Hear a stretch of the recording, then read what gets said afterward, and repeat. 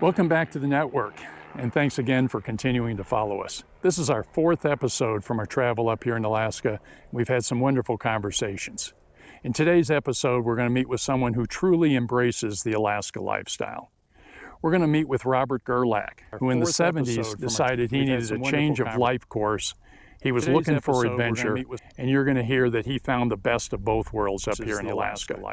Robert's going to talk to us about his life in Alaska, his travel, how he built a cabin, how he built an airstrip, and how he learned to fly to not only enjoy Alaska, but to get the chores of any one day completed. You're also going to hear how he got through with the animals, the weather, and the climate, and always comes back with a smile. You're going to hear that Robert is a lot more than just a pilot. He's a builder, he's a great neighbor, and he's a big part of the Talkeetna, Alaska community.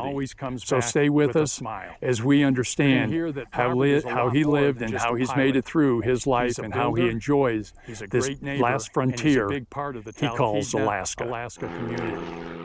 If I start ranting and raving and screaming and beating and stuff like that, calm me down a little bit.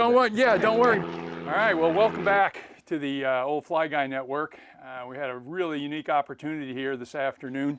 Ran into one of Joe's neighbors, Robert Gerlach here, and he's also in Talkeetna, Alaska, and he's going to agree to spend a little time with us and share a little bit of his experience in Alaska, specifically around aviation. So first of all, Robert, thanks for stopping in the middle of your work day. We caught you right in the middle of doing stuff, but thanks for taking a little time with us.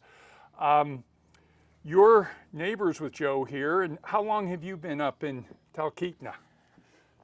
Since the early 70s. Okay. So you've been up here in the 70s, and where did you come from? I'd rather not disclose, but I came up to Alaska when I got out of high school. Okay. And I'd moved around. We moved around quite a bit. My family moved around quite a bit, which split up. And when I was out of high school, I was almost homeless, and I just wanted to get out of where I was living. So I had been working on a pickup truck and fixed it up and drove it to Alaska, and spent about a year in Anchorage, and moved to Talkeetna here. The state in those days had these land disposal programs where you could go out and stake land, and I came up with the idea of to Talkeetna with the idea of staking land north of here, which I did. And in those days, you could stake land and lease it from the state for about 10 years over 2 5-year periods. And in that time, you had requirements to fulfill, which included getting it surveyed, and depending on exactly what the program was, they had open to entry, remote parcels and things. Fulfill those, and then you could buy it from the state for fair market value when you had fulfilled the requirements. And that's just pretty close to here. You still, is that where you built a cabin of sorts? It's about 25 miles north of here, up in high country. It's right at timberline, and that's where I built the cabin, and had spent my 20s, 30s, 40s, and basing myself out of there. And in the meantime, I got land here in Talkeetna, and now I end up spending more time here than I do up at my cabin. But that was my home for a long time. And did you? How do you get to a place like that? Is that all just fly in as well?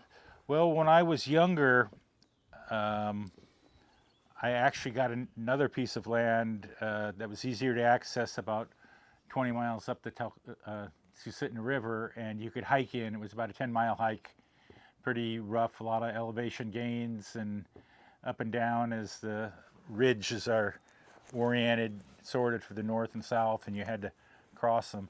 But after a number of years, I cleared a ridge top and built a runway, but it was a real bad place to land due to winds, and even worse than that, to keep an airplane. It was about a mile from my cabin with a 400-foot elevation gain to get to it. And From your cabin up to the yeah, runway? Yeah. Okay. And which was good in one way, because it meant everything you were packing in was downhill. But it was exposed to the weather, exposed to the wind, and I eventually built a strip, which was kind of a major effort, way closer to my cabin, and I dealt with the state, and I wanted to have some kind of legal right to it, so I dealt with the state, and I lease about 3.5 acres from them. Where the airstrip's at The now? airstrip is, and a trail to the cabin to protect myself. Yeah. And that's the first property that you leased is where your cabin's at, correct? Because you said Well, you had two. Well, no, that's the second property I leased. Oh, okay. And the other one, I pretty much, when I started flying in and out, it was a drop-off point, where it was easier to get supplies to, and I would use that as a, like, what do you call it, a base camp to get Okay. to my cabin. But I no longer used it. In fact, I just sold that this winter. Okay. But now I'd heard that that probably was no easy effort. I saw you had a dozer in your backyard where we were there. Is that the equipment you used to help build your property up there, or how did you get equipment up there? And were you by yourself, or did you have some help on that runway? Okay. I did it mostly by myself. I had some logistical support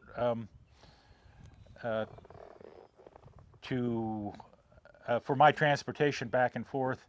I have a dozer up at the cabin too, just like that one. Okay. And I had that shipped up the railroad to Curry, and there's a mining trail that goes up into the higher country, and I had the railroad ship that in there. A buddy of mine flew me up in my airplane, and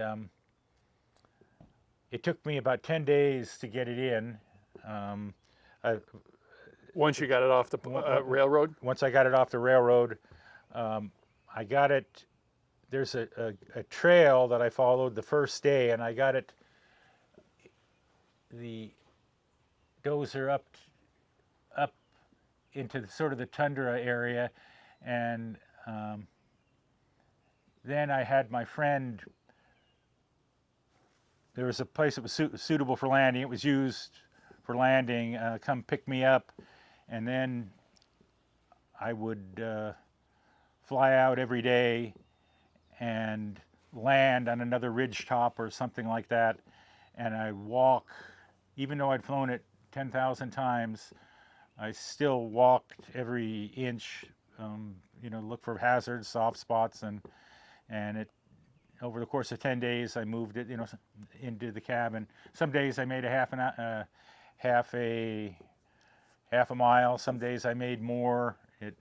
By trail, it was about 20 miles. So you hopscotched it in one day at a time, where you had your friend pick you up and then take you to the next spot and then walk backwards? No. Oh, okay. He picked me up the first night, and after that, I would fly and land where I intended to make it to the next day. Okay. And then I had a little tent and a sleeping bag and some groceries and stuff. But some days I just flew and landed on the ridge top near my cabin and walked down to my cabin, and which was a mile each way. 20 minutes down and 45 minutes back. Okay. And over the course of 10 days, got the dozer to the cabin, and then, built the airstrip. And I'd already, and in anticipation of that, I'd already cut the trees, and some of them even 15 years before that. Before I did that, I think I did that in about 2000. and it really changed getting a runway and a trail, and then I got a four-wheeler up there, and it changed my way of life up there a lot, because I could actually get to the airplane, fly into town, and do what I needed to do, and then fly back, and even half a day, or spend Fly the day. back to here for supplies, or Yeah, when you I'd say fly in town? back here to supplies, or if I had business to do, or something to take care of, and then fly back. A cabin in that country's got a lot of bears in it, and you don't want to leave the cabin unattended. You make bear boards for the windows. You cover the windows if you're going to go away overnight or any length of time. You usually have a considerable amount of equipment and things and food in your cabin, and a bear getting there is just a disaster. So I don't like, just in the summer when the bears are active, and spring and fall, I don't like to leave the cabin unattended for long. You never know. You might not see a bear for a long time, and one might just pop into your yard, and to go in and tear your cabin apart, and if you're gone like overnight or something. The more you're there, and the more you're out, the more your scent gets around, the less likely they are. And most of the bears I see are within the first 2 days. If I've been gone from the cabin the first 2 or 3 days, then they know what humans are, and they know what you smell like, and they generally We'll stay away at that point? Stay away, yeah. You get the odd ones that you got to chase off, but they're they're really not a big factor other than protecting your property from them. Of course, I don't go anyplace unarmed, Okay. and had very few real serious encounters with them. And that's over a pretty good period of Yeah. time, because I've been up in that country since the mid '70s, and it's not like I haven't had my experiences with bears, but most of the time it doesn't take much to get them running away. Right. Yeah. And that must have been quite about 10 days of just one, a little bit at a time. Yeah. And moving back up and coming back and walking it, and and you were by yourself that whole period. Yeah. And what would you do? The bulldozer you just use and move trees out of the way? No, I tried to do it without dropping the blade. Okay. Without having to. There's a couple places where I had to work a little bit, but basically there's 3 drainages, and you'd get up to the top, and I'd flown it enough, and I had waypoints in a GPS, but the first day I got off the route I intended, because I got to some country that was too soft, and I didn't want to take the dozer on it, and I never got back. But what I would do is like I said, I'd land at night. I'd land in the morning and go to the next ridge top or place where I could land again. And I'd been living in the country and landing on all those ridge tops, and Just a clearing. When you say a ridge top, there's just the ridge tops are above timberline. okay. Timberline up there is about 1,800 feet. It's pretty low here in this. Our tree's up to about 2,000, but most of these ridges are above 2,000. Okay, so you didn't have the trees to contend with, but you would need a little spot. Okay, so I had these drainages to cross, and they're fairly steep, and they're rock, and they're eroded, so they've got these steep walls on them, and say that the top of the ridges are starting where I put in there. It was about 3,000 foot elevation, and as I moved towards my cabin, the ridge tops got down to about 2,000 foot elevation, but the creek bottoms were about 1,500 feet or so. So you would come off the ridge, at a place where you figured you could cross the creek, and then you'd get back on the other ridge, and then you'd move to, and so you were not always, were going in a straight line. You were, and there was a couple places where I had to do a little bit of work, but like I said, my goal was not to mar the country or anything, like with the dozer. So it was a undertaking. It caused, there were some anxious moments, and well, you're out there all by yourself, and I guess this was more during the summer then, when you had more light to work with. Yeah, it was in the fall. It was I believe it was in August. Yeah, and what's the cabin built out of? How did you get materials up there for that? So you talked about getting the equipment up. Well, when I had I'd put in a snow machine trail in the winter, which it's a very windy spot. You had to cut a lot of side hills in order to get the snow machine. In those days, there wasn't much for snow machines. They weren't as capable and things as they were today. And I hauled what I could in a snow machine. And something with tracks on it? And skis on the front, a snowmobile. Okay. We call them snow machines here. Okay. And then I had a number of 3 or 4 loads of things helicoptered in, and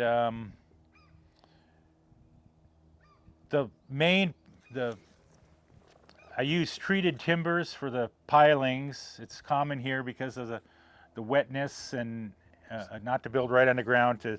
So you put some pilings. And get it up because you also have a lot of snow, and the snow builds up. So you build as high as you can. You need some elevation to keep you out of the snow and keep it dry. And I got plywood in for the floor and the roof, and most of the rest of it was built out of logs. And being by myself most of the time, there was a limit to the size of the logs, the length of the logs and stuff that I was capable of handling myself and getting into position and fitting. And then when you had well, you can't see it, but like up there, those long logs, like the ridge poles and the cap logs and everything,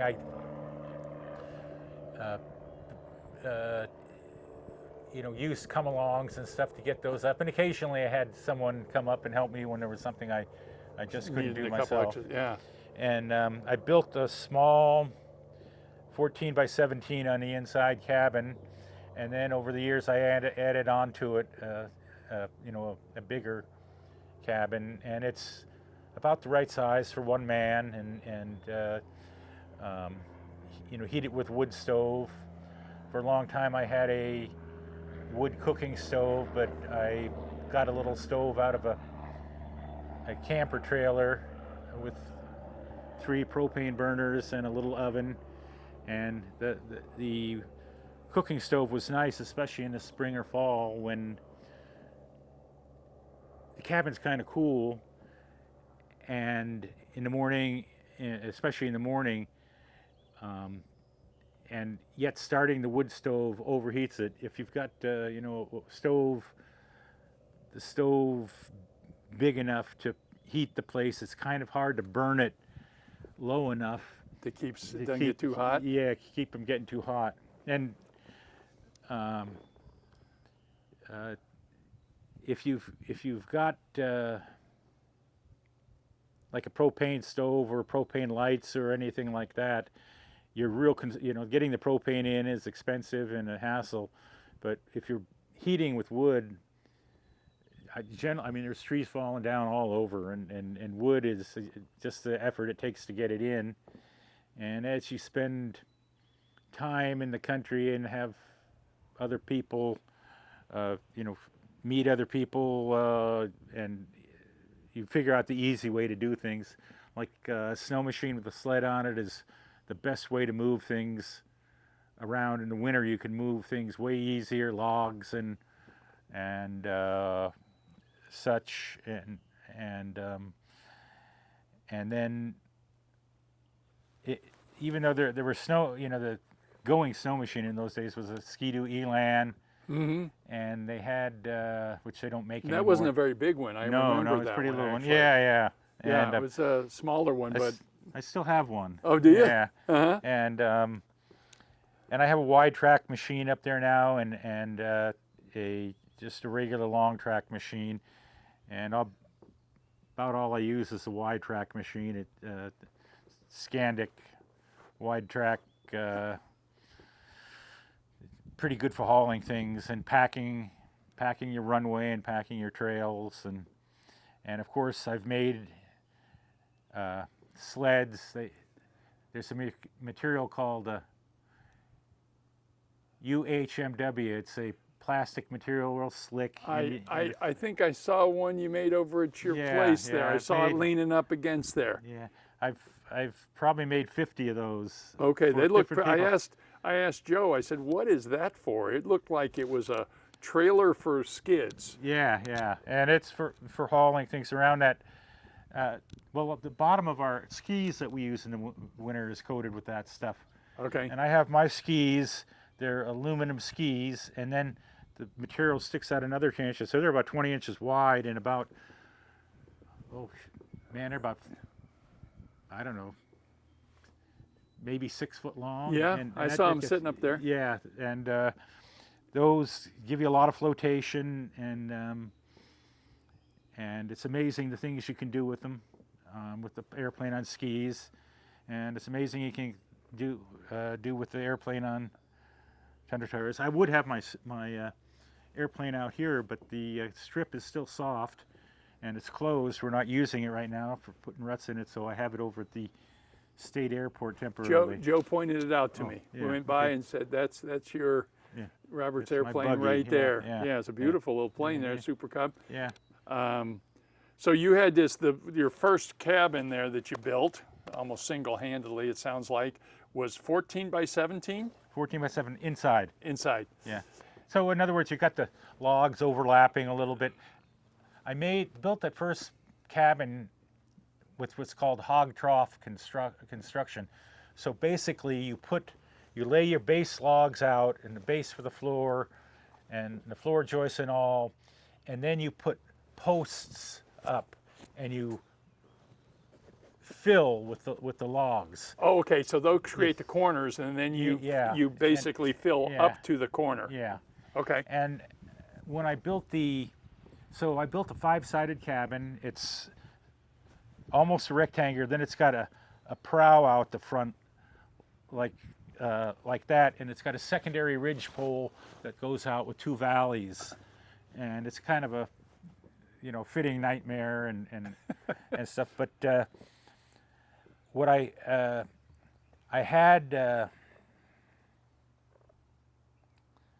bought new railroad ties at a tremendous cost, and I had them helicoptered in there at a tremendous expense, because the foundation, like everything else, is the most important part of your cabin.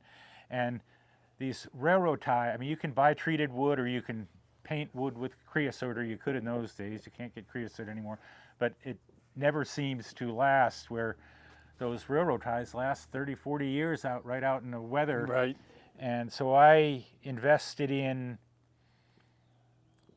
railroad ties, which were hard to find and hard to get, and then expensive to get in there. And so, I don't know, 40-some years later, they're still...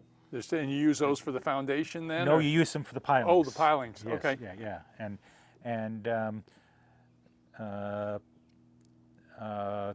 And then you put the corner posts, and then I capped them, and then I filled them in with logs, sort of like you see here.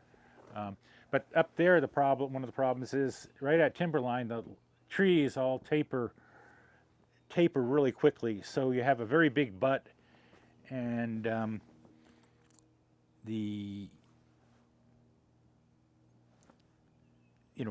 say it's 12 inches at one side, it's only going to be 8 or less at the other side. So you got to fit them and trim them, And when I built the second, my own personal capabilities and the what I had, the resources I had to work with and everything, I three-sided the logs. So I used a mill and cut them, uniform thickness, three sides, and then the outside, and notch them instead of butting them. And in the meantime, they came out, the first cabin I used 12-inch or longer spikes, and the second portion there had these things called timber lock, which are, you can drive them with like a 1/4-inch impact driver, and you can get them up to maybe even longer, but I got 14-inch ones, and they're hardened steel and they got Teflon on them, so they drive easily. Yeah, they stay there. I used not only 12-inch 3/8 diameter spikes, but the timber locks, which made it quite strong. So it was a combination of notching the timbers as well as spiking it, huh? Yeah, and by that time I also had a little sawmill. I was wondering, you said you had some type of bandsaw to trim the members? Yeah, a lot of it I did with the chainsaw. With the guide on a chainsaw, it runs on a 2x6, and you need straight, true 2x6. But I also have a mill. Unfortunately, the mill only the mill only, I could get extensions for it and stuff, but the mill I have only cuts about 11 foot 8 inches, and I needed way longer lumber than that. And the mill actually rides on, you put it on 4x6 timbers, and I had a different Super Cub than I do now, but I was unable to get 14-foot 4x6s. I bought 16-footers, and I put them on the bottom. I have a lumber rack for the airplane, and I put them on the bottom one at a time. They only weighed about 70 pounds. Boy, that's underneath the carriage. Yeah. You had them? Yeah, there's a lumber rack on the bottom that I can put on the bottom of the airplane, and I moved it forward to about 6 inches behind the prop. I was just wondering how you missed the prop when you said that. And I clamped it and clamped them really well. And that put the center of the 14-foot 4x6 just about where the passenger Would be. would be. So the weight and balance, even though the there was a lot of weight in the back, there was a lot in the front, and it was, other than securing it, and it was pretty much not a factor. Over the years, I learned Atlee Dodge. I don't know if you've ever heard of him. He pioneered a lot of aviation innovations, especially for Super Cubs. He's in Anchorage. He's long gone, but his corporation still works. He made these lumber racks. He made all sorts of things. And I actually flew 4x8 sheets of plywood on the bottom of my airplane.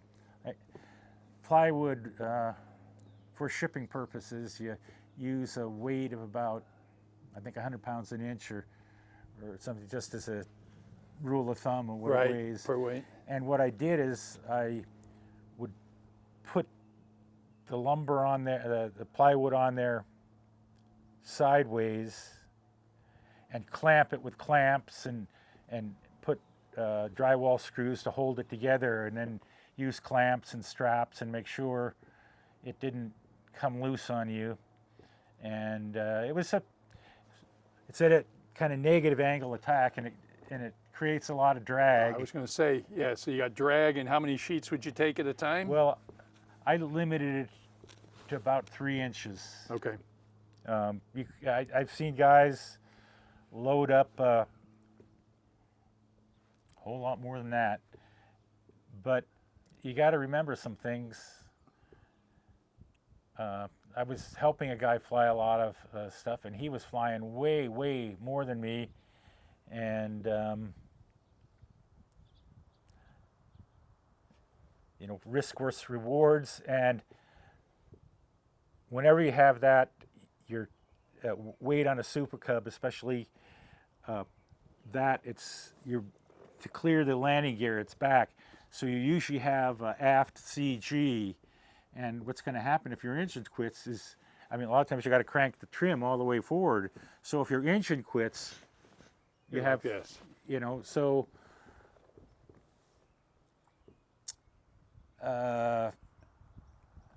I flew my share of scary loads and figured out about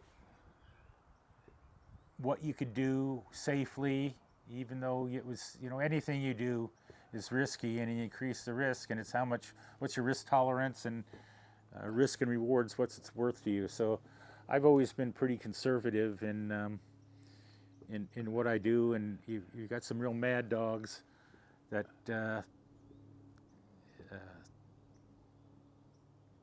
you know, do stuff, and every once in a while it comes back and bites you.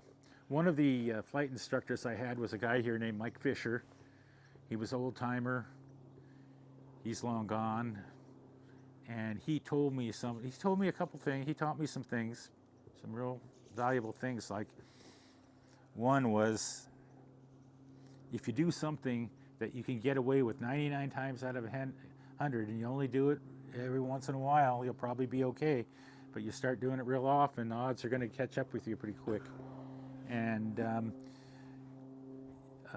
you know, that it's not like, you know, even this strip here, this strip, you know, other than the obstructions at the north end, and it's a little narrow, and it looks pretty benign here on the ground, but you get up in an airplane and it's got some hazards you don't realize. That you've got winds that come over and create sinkers, and wherever there's a street, the wind sometimes, we have a northeast wind here, and it comes right out through. And when you hit the street, the wind will be blowing down there, and it'll lift you.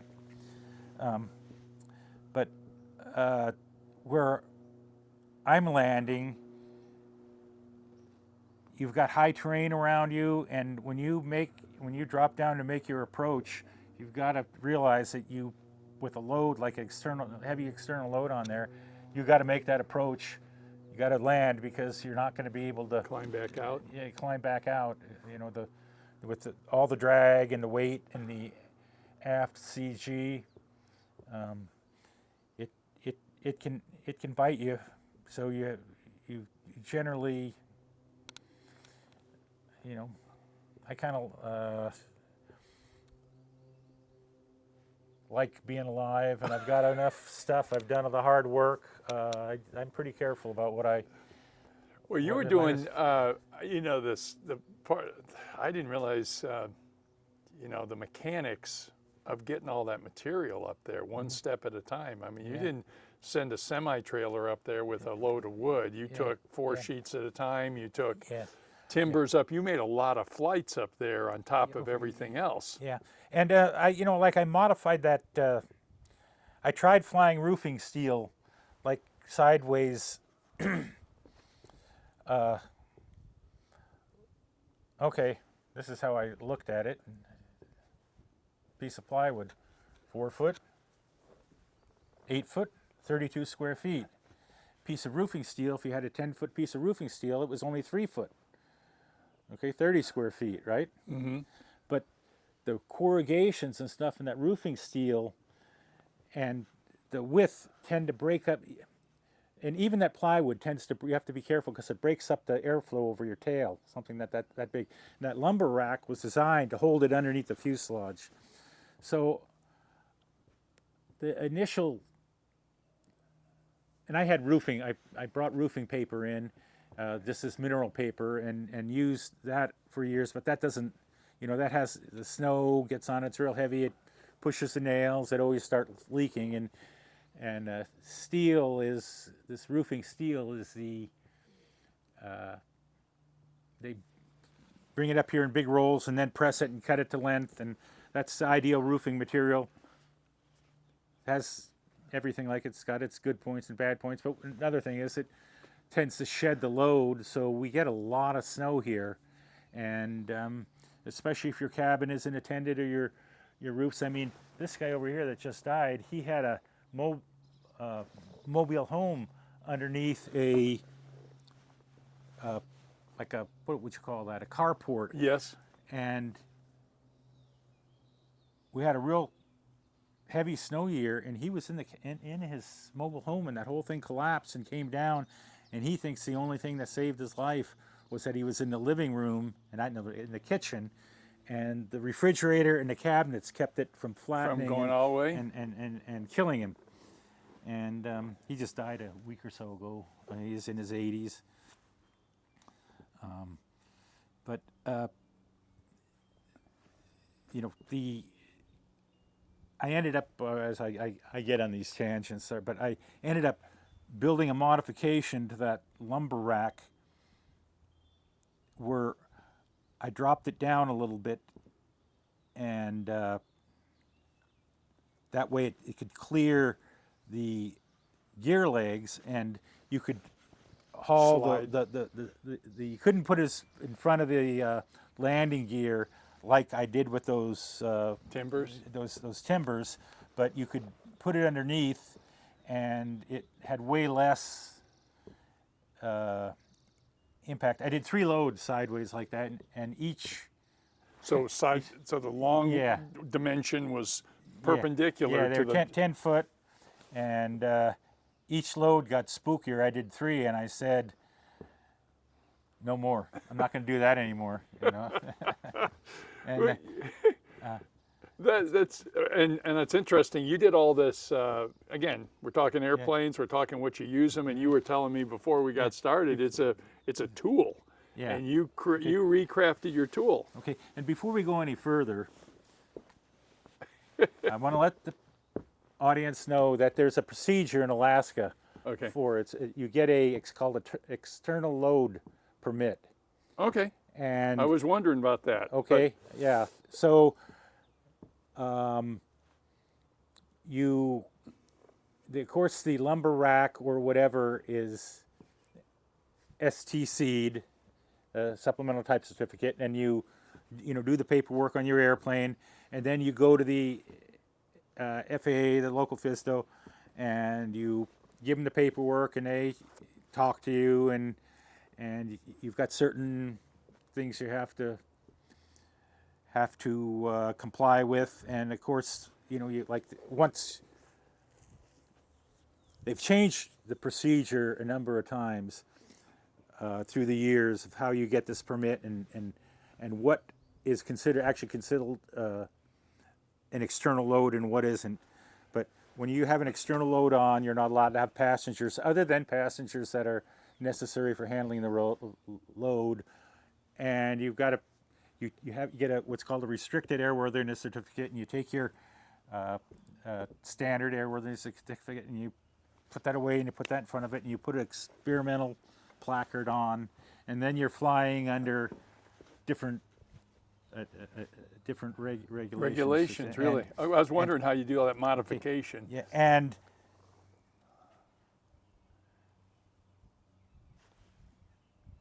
okay. You're also your insurance. If you have insurance, and is the insurance that I have, when you have an external load on the airplane, it's void. And I had insurance, for a long time, and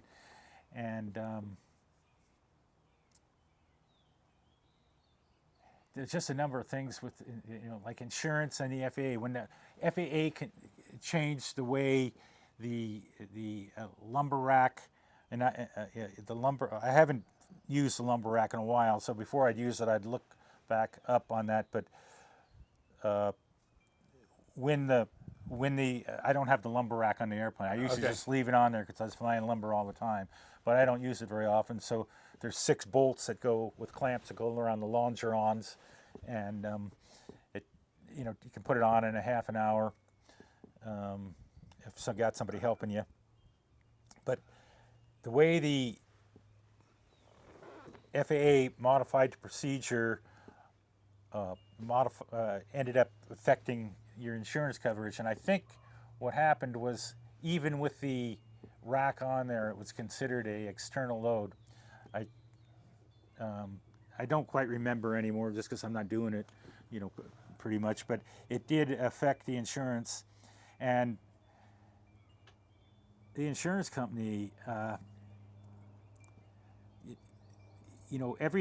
seemed like every other year you'd get something from your insurance company, and they would say, all right, you're not going to be covered if you do this anymore, and airdrops, you get something, all right, you're renewing your insurance, you get something that's if you're doing an airdrop, you're no longer covered. If you got an external load, you're no longer covered. And so one time I forget what it was, but they put another limitation on my insurance, and so I just called the insurance guy and I said, what, oh yeah, it said non-standard operations.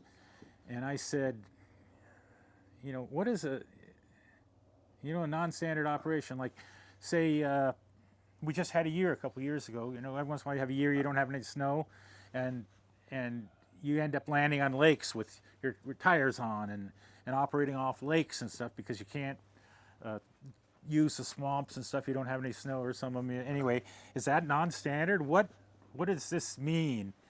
And the guy said, well, I'll try and find out.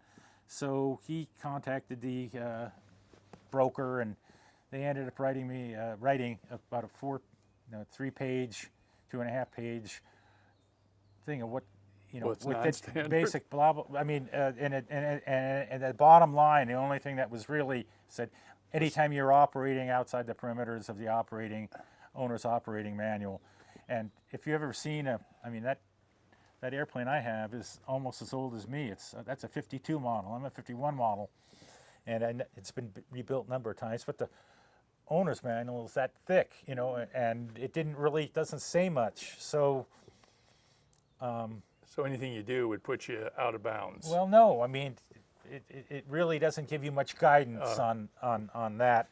And the broker, told me that basically the insurance companies are pretty good about,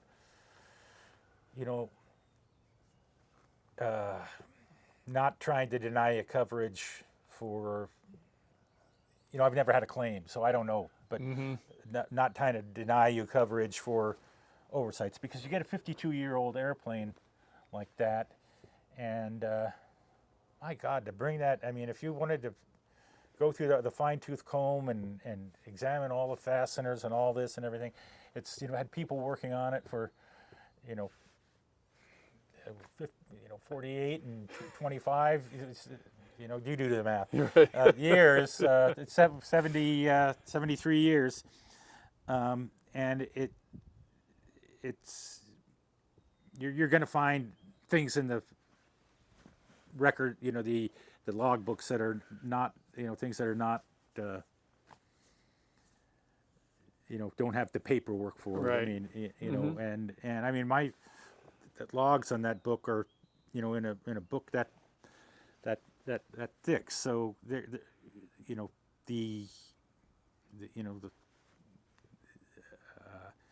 I suppose if you had a accident and there's millions of dollars at stake, they might fight it. But another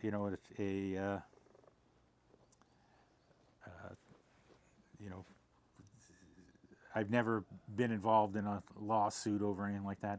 And one thing it was in my mind, but it just slipped, was, one thing used to be, if you only carried liability instead of hull, say you, I used to be a hunting guide, right? And Okay. And you use airplanes a lot in hunting, and you only had liability. And as Alaska grew and got more crowded, more people, everything, there was a lot more hunting pressure, a lot more hunting regulations and everything.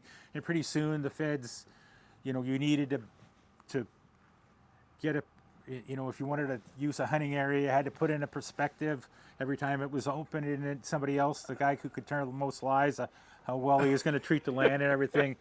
But it was real common, like if you were on a state ground, BLM, whatever agency, and you wrecked your airplane, totaled your airplane, and the airplane was going to be expensive to get out of there. The only practical way to get it out is helicopter it out. And you were working in some of the more remote parts of the state, it's going to be terribly expensive. Well, at one time, if you had just your liability insurance, all you'd have to do is go down to that agency and say, hey, my airplane's dead on your ground over there, and would you like to see it out of there? Why don't you write me a letter? Just leave it. And saying, remove your garbage, your fuselage, your twisted metal from our ground, and become the insurance. Oh, I see. It become the property, the insurance company's thing. So after a while, like it's one of the things that says, no, you got to have hull insurance if we're responsible for extracting. And then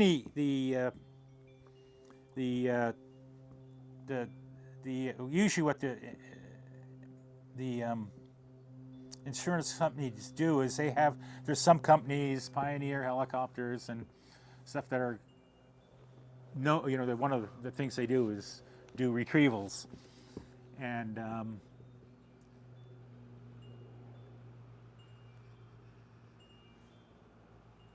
the insurance company will pay for the retrieval, then they'll auction the airplane off. So if you've got let's say $100,000 airplane, they get the airplane, and I believe you have usually written in there somewhere, you have the right to match the high bid for the. Because they can then take the auction value to pay for their exposure, and then you get the leftovers. Yeah.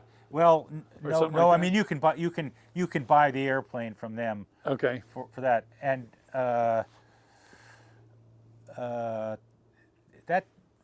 that works. You want to make sure you don't have your airplane underinsured, because they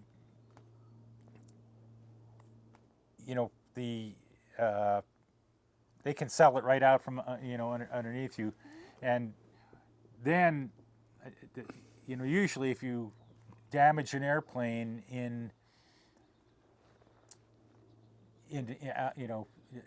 the main thing you want to do is to protect the airplane and get it out of there as quick as possible. Right. Get it, salvage it, and if you do that work yourself, you lose some leverage with the insurance. Anyway, you can. It's a lot of numbers and stuff like that. So the insurance side is a whole nother aspect of this, the flying.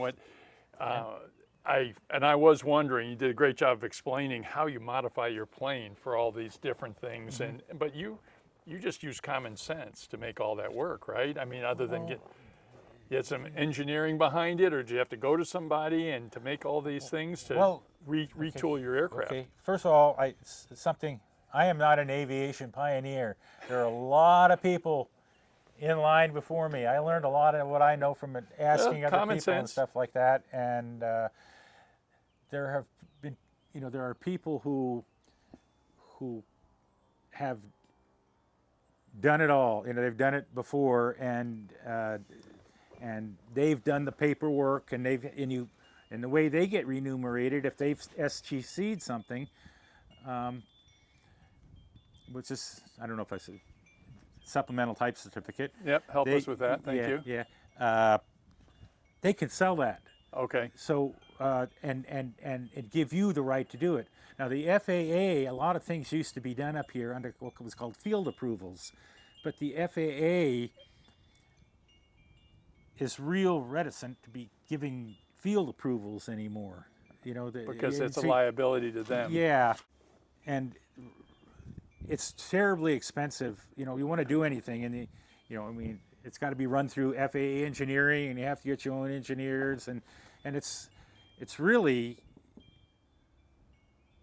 the major advances in aviation are being done in the experimental and the light sport and everything, where I think because it's so expensive to get things approved, which is good and bad. I mean, not the expense, but the good and bad is, the good is, if you got an STC and somebody's run it through, there's, probably things that you didn't think about that have been looked at and proven to be safe and all that. So it's a two-edged sword. And the other way, it makes it terribly expensive and puts shackles on a lot of innovation and like so things. many things Yeah. in today's world. Yeah. So that aircraft that I saw of yours, that's the same aircraft you used to build your cabins and everything? Well, The one that I saw on I've the had runway? that airplane since 2008. Okay. I had an airplane that I had for 21 years before that, and then I had a plane that I don't know how long I had it, but I had two other airplanes. Okay. So, and the one I had for 21 years was pretty worn out, and you learn things in your years, and one of the things I learned was if you go to have the airplane needed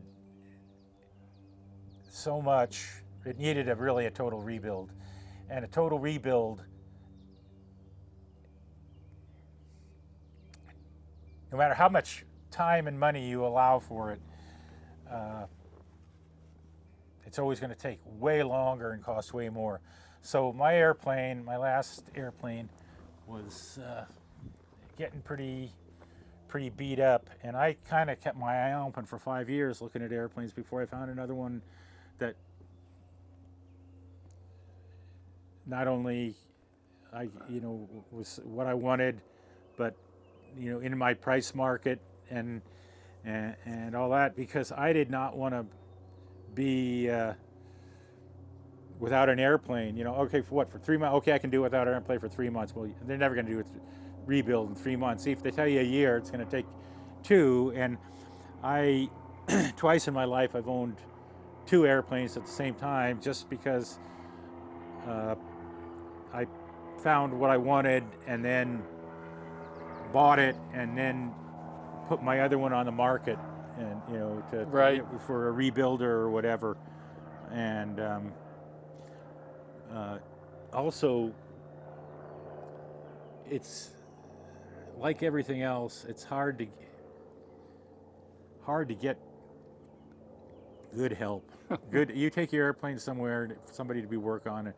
Rarely are you happy with how it comes out and everything. And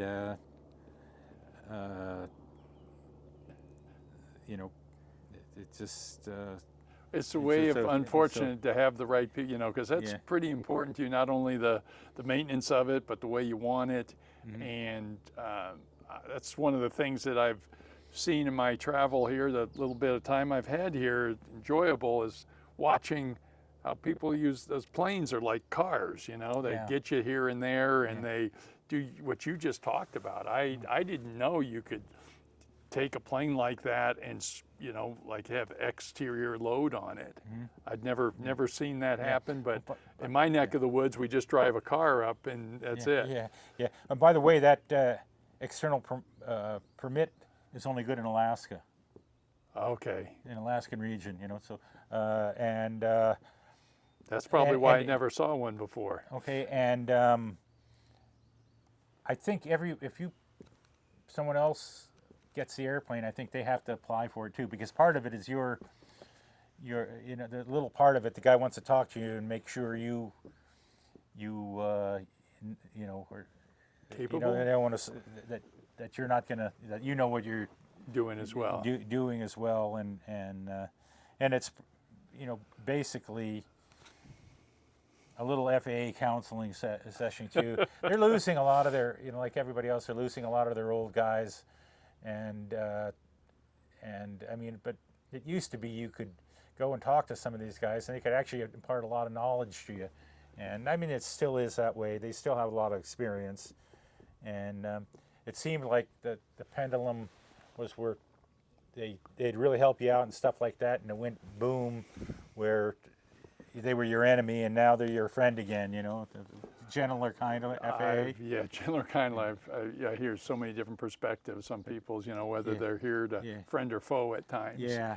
And I'm sure you've seen the completely talk about the spectrum. And do you still get to your you still use your cabin regular and all that?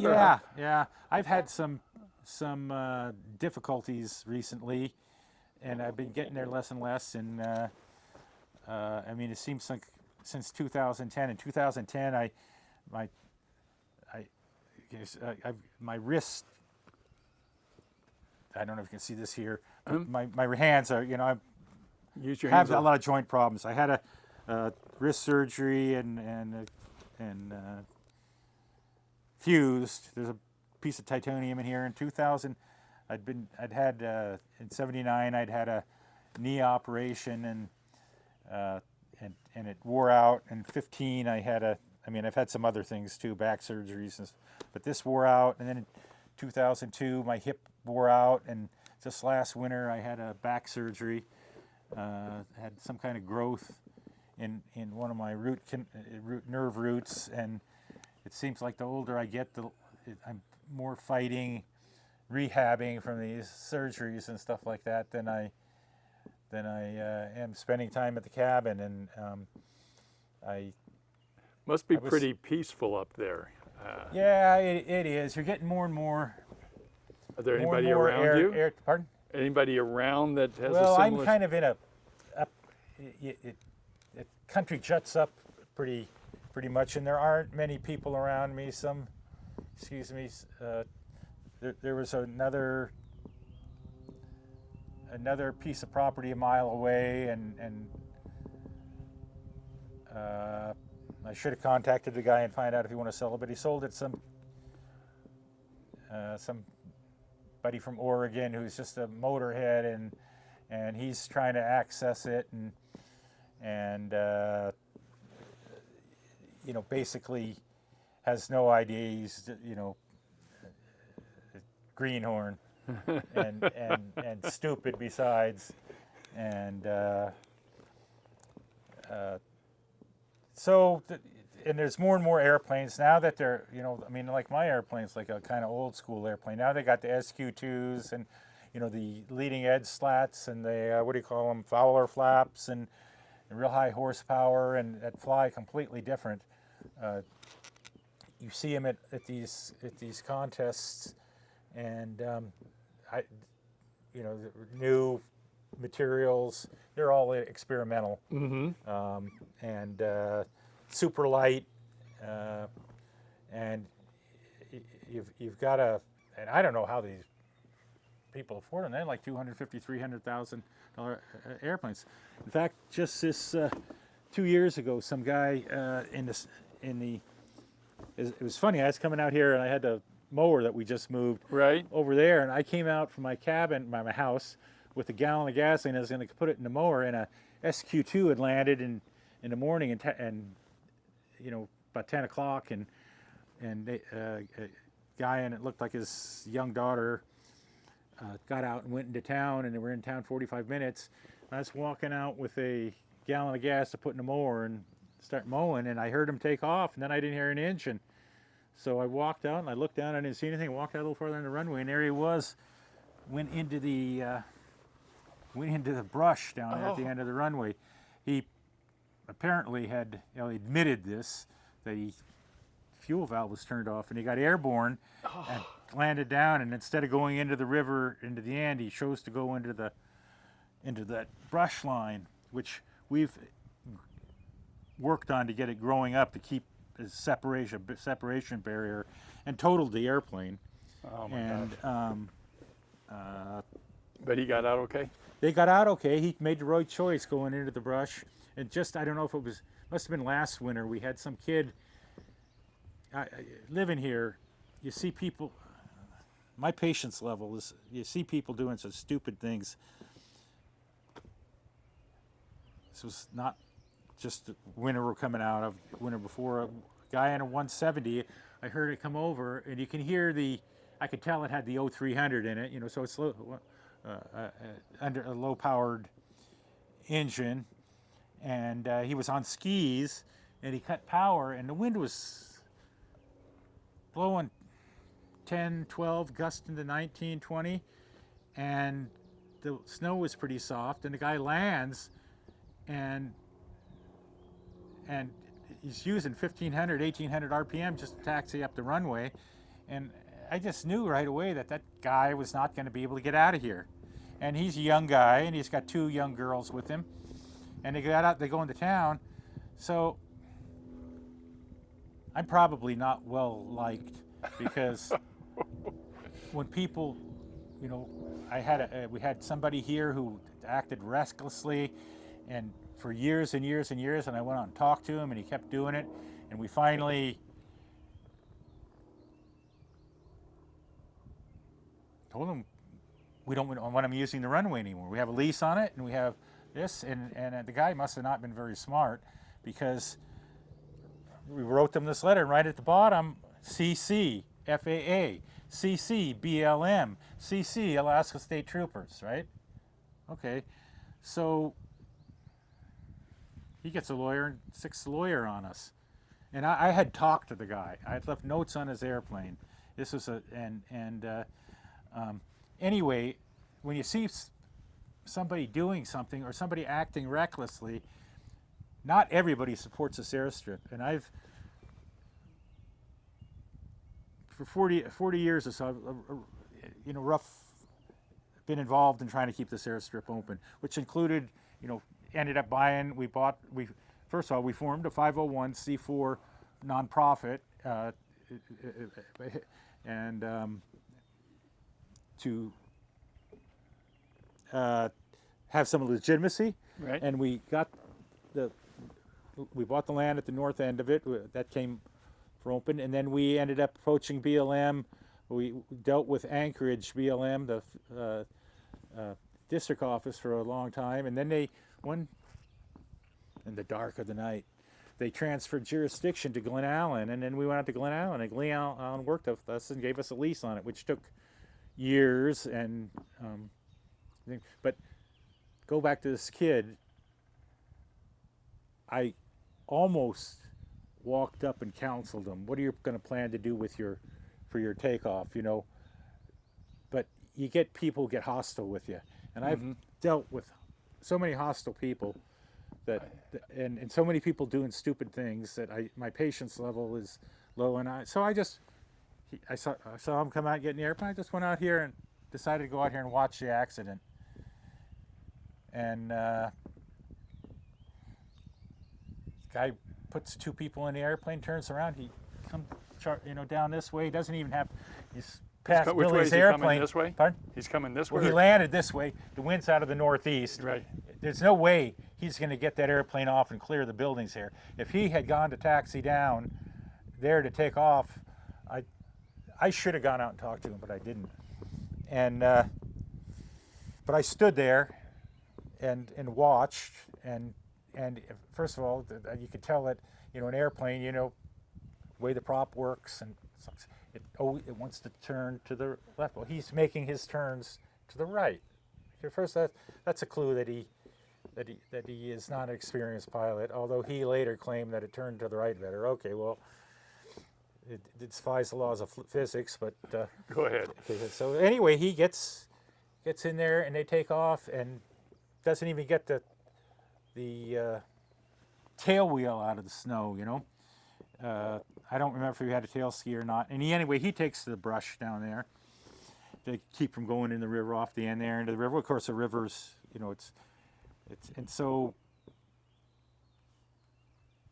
I immediately jump in my truck and run down there and call Joe, and we went down there, and he didn't damage the airplane bad. And mostly cosmetic stuff, but we helped them dig it out and this that, and he's going to go up here and he's going to, and I've done this with people before, and he's going to go up here and try it again. And we said, well, wait, and it's getting late, and it goes on. It didn't work that time. If you're going to get that airplane out of here, you're going to have to unload it and this that. So Joe took the girl, we dug it, jacked, turned, pushed, got it going, and got him all the way up this end. Joe took the two girls, and it's getting to be night, and getting to be dark, get close to dark, and this is probably in February or something like that. And Joe took them out to Christensen Lake, all the weight, all the gear and everything, and I counseled him, and he got off and then picked them up over at the lake. But I talked to the kid, and I said, hey, listen, see right over there, you got two young girls in there. You're responsible for them. Okay, you put this in the brush, your prop has hit brush and everything like that. He said he was an aircraft mechanic, and the thing had 170 horsepower, special pistons, and I just said, you're putting these two girls in an airplane whose airworthiness is questionable. You think about it. You're responsible for those two passengers, Right. And he was just so anxious to get out of here. And at that point, he was, probably was, but making bad decisions. Yeah, and I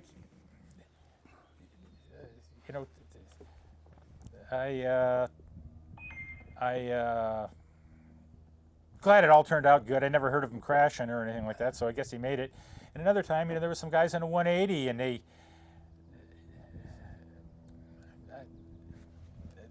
they landed, and I just wind blowing like same thing, wind like that, and they're using a tremendous amount of. And they came up from Anchorage or Sill or something, landing on lakes and stuff like that, and I don't know, until they got themselves in a situation that they couldn't get out of. And the same thing, they made about 3 runs at it. They had enough sense to close her down, and I stopped them and said, listen, we got everything out, and I helped them get far enough north and turn around. Most people, they don't realize how narrow this is, and you got to use this. Turn. You have to make I've got a technique for doing it, and if you're not doing it regularly and you haven't really tried to turn soft snow, et cetera, it's only 100 foot wide in a lot of places, and you got 35, 38 feet you're using, so you're cutting pretty tight. Yeah, pretty tight. And anyway, got all the weight out of that airplane, and they had wheel skis, and they ended up being able to land over at the state airport. So then I hauled all the gear and the second passenger over there, and they got out of here. But you see people I don't know if they're overconfident or what, but just making bad decisions. We have a little sheet. It's called Talkeetna Airmen's Greetings to Users of AK-44, the Talkeetna Village Airstrip, and we have a bunch of rules. We've put most of them, more pertinent ones, in the 5010 record. With the airport master record with the FAA. ForeFlight picks that up. AirNav picks that up. Those things, they put it in their little books and everything like that. And every one of those rules we have is for a reason, because there's been, just basically we say, that when you use this airstrip, safety and concern for consideration for the community. I mean, like we have it closed down at 11 operating hours, 11 o'clock at night till 7. I mean, it's closed from 7 o'clock at night to 7 o'clock. Right. We've had like 180, 11 o'clock, 3 185s come here and land, and then at 3 o'clock in the morning, one right after full power takeoffs right from there. And you got bed and breakfast, you got people living here. They don't think about the dust. They don't think about anything, you know, and like, There we go. It's on somebody skis. on wheel skis, yeah. He's looking at the airstrip. But what I think people ought to know that first of all, you were the manager of this for many years, Yeah. right? So you have all these stories because you were responsible and Yeah. taking care and, like you said, establishing those rules. And the camera perspective doesn't give it total. I mean, we are literally sitting right on it, and all those homes Yeah. are on both sides Yeah. to put that in perspective. Yeah, and it's, you know, this, even that road, I keep a garden hose out there and 200 foot of hose, and I water 200 foot beyond my house all ways to keep the dust down. And this strip is dusty, and somebody it's had a fly-in down here, and about 15 airplanes on the 4th of July, and it had been hot, dyed and dusty, and every one of those planes came up right to the same place. Right there, you can't Yeah, see it but from here, there's that gravel. but you could see where the gravel in it, and full power takes off and dust all the way back to town. I mean, just dusted out the town, one right after another. Like, what is with these people? All they'd have to do is move over 20 feet over here on the vegetation, and they wouldn't be raising so much dust. Does even one of those people think? I mean, you're sitting there in a line over here waiting to take off, and big clouds of dust, and you know, and not everybody is for the strip. And I've spent years and years trying to keep it open, and and it's a kind of unique strip. It's got its hazards, and I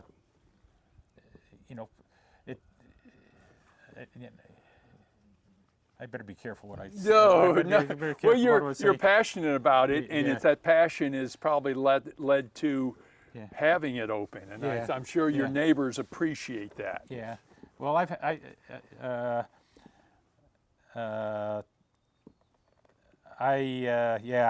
and what was, those two guys in that 180, somebody invited me down to this. I really didn't want to go to a aviation gathering in Wasilla. And the guy that invited me is new here, and he bought land out at Birch Creek Landing, and he's developing there.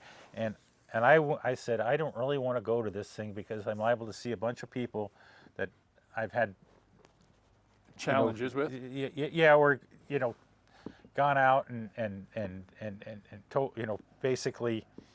I try to be polite and I can, but when you have, like, we had somebody land here, and we didn't have as many cones, but we had cones out and stuff, and somebody landed right in the middle of the runway, and it's hard for me not to be angry and because they're not the ones, they put big ruts in there. They're not the ones that You have got to to go do it. Yeah. Do something And with it. like the guys that went into the brush, that one SQ2, we ended up having to cut a bunch of the brush to get them out of there, and we have worked to get that thing to grow, and then you have the people land and put big ruts in it. Did he fix the ruts? No. When it was firmed up, we had to go up and shovel gravel up on the hill in a pickup truck and go out there and fill those ruts. And like that SQ2 that wrecked down there, we had 6 or 8 hours of work. We had to get equipment out of there to lift it out of the brush, and then they deal with the people who came up here to rescue it and clean up. The guy didn't even come back up and clean up all the brush he cut, and it's not uncommon for people. It's a lot of work, and the guys that brought the equipment to lift it up, get the plane out of the brush, they got paid. Right. Everybody got paid except us. Right. It costs us money to take your care time. of it. And time, yeah. Well, you were telling me that you make it a personal investment. When we first met, and to keep this open, and that's it's just a common courtesy. I would think that anybody, you know, apparently they're not used to cleaning up after themselves, or the value of having this here and what you're putting into it for them. Yeah. So, and we do have a donation box. It's in there about 5 years, and we do get $600-800 a year, which I spent 2 summers here when I spent a lot of time in town, and I proselytized, trying to get the people to, handing out our rules and this, that, and the other thing. And then I'd also got an idea of how many airplanes are using it and what airplanes. You see the same airplanes over and over again, and how many operations. And I updated all that stuff on the 5010 record. And we probably get 800 or 900 airplanes here in the summer, and we get $600 to $800. it's $1 an airplane. It's $1 an airplane or less, you know. and come in here and buy it. I mean, if You go down and spend some real money there. well, probably not $100, because hopefully they're not. At least the pilot isn't drinking. Right. But I mean, at the restaurants or something like that. But they can have their $250,000 airplane land here and So if anybody sees this, you better make sure you make a contribution to the. Well, I got so tired of it, and that Joe's new blood here, and he's probably got more patience and stuff than me, and I just wanted out of it. When that guy that we banned, when he got a lawyer and sicked him on me, and dealing with that put any the desire I have for fighting to keep this open pretty much took it out of you. so those people can basically I feel like all we're doing is supporting these businesses. And I'm sorry if my hand's going out. No. Towards okay. No. We're feeding the frenzy in town. You're giving an amount of money. Just say there's just say there's 1,000 airplanes that come in here. And probably they spend $50 a piece in town, right? That's only $50,000. They got tour bus to the people in town there. That's probably not a substantial. The people that come in here, a substantial portion of their. There should be some tax or something for everything in there that somehow supports you. Well, if that's... they have a sales tax, right, in this downtown area for the water and sewer, but it's we've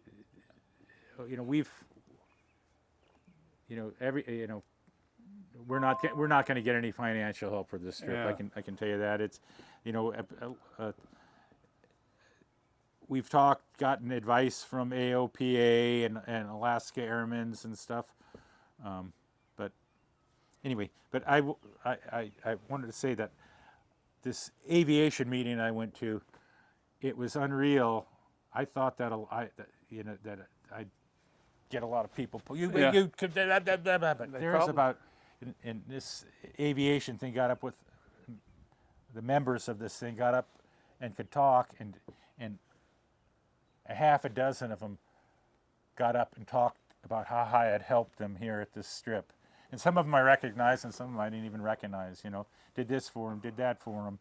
And I mean, there's been people come here in the winter and want to leave the airplane, and I've got electricity out to my airplane, and I let them use my borrow some power to preheat the airplane and things like that, and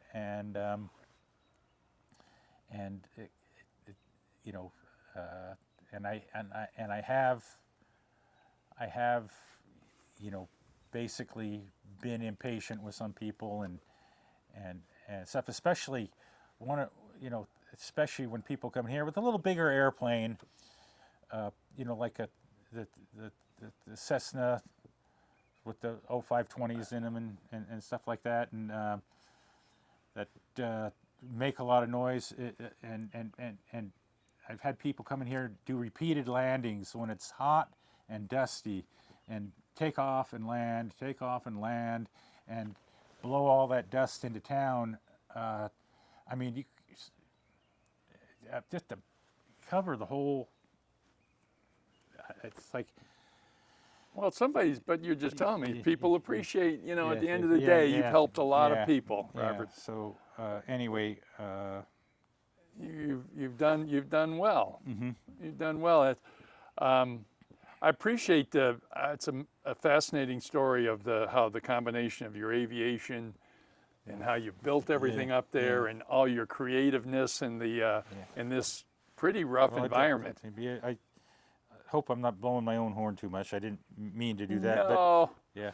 no, it was That's pretty- wonderful. What you did is, I can't even fathom how you would manage all that, and you've made that work, and hauling stuff up there, and you're still in one piece. Now there's 1, 2. Well, there's some replacement pieces. That's okay. There's discarded pieces here and there. Yeah, but it all works. No. I once again want to thank you for out of nowhere coming over and speaking with me a little bit. I heard that Joe was been a great host, and spoke the world of your experience, and thought we should connect, and so I could hear about this stuff. So I appreciate the history of your building, the airstrip, your contribution to the community. Okay. Well, I'll just ask you a favor. Yep. When you go in there and you snip that up and put it together, be kind to me. I don't try to snip much, as you say. We don't try to snip much out, because I think the passion. What I want people to see is that you've got the Alaska spirit, and there's nothing wrong with being conscientious. Okay. And I applaud you for that. Yeah. So you remind me my dad would have a lot of the same spirit as you do, and I've enjoyed talking with you. So I hope we get to bump into you a little bit more before I get out of here. Too bad you can't talk to some of the pioneers like Don Sheldon, Cliff Hudson, Mike Fisher, Francis Twigg, Lowell Thomas Jr. didn't have much to do with the strip, but he was over at the state airport. He owned TAT, and some of those guys who, came in at the aviation map had already been written by the time I was here, and I've been lucky where I pretty much able to pick up things like welding, and I like to tinker with stuff and have some mechanical abilities, and like the sleds, build a lot of things, and et cetera. It's enjoy tinkering with my hands. And I saw that sled, and I asked, because when we were over there, and that alone, boy, that thing was bulletproof. Yeah. So you clearly you convinced me not only what I saw, and maybe everybody else didn't get a chance to see that, but just talking through the mechanics of your building and stuff. You're a craftsman. Okay. I make a mean ice chisel too. Well, Robert, thank you. Okay, Thank you for the time, and I'm glad we got to spend some time together. And we won't clip anything out. Everybody else didn't get a chance to see that. Okay. Okay. Okay.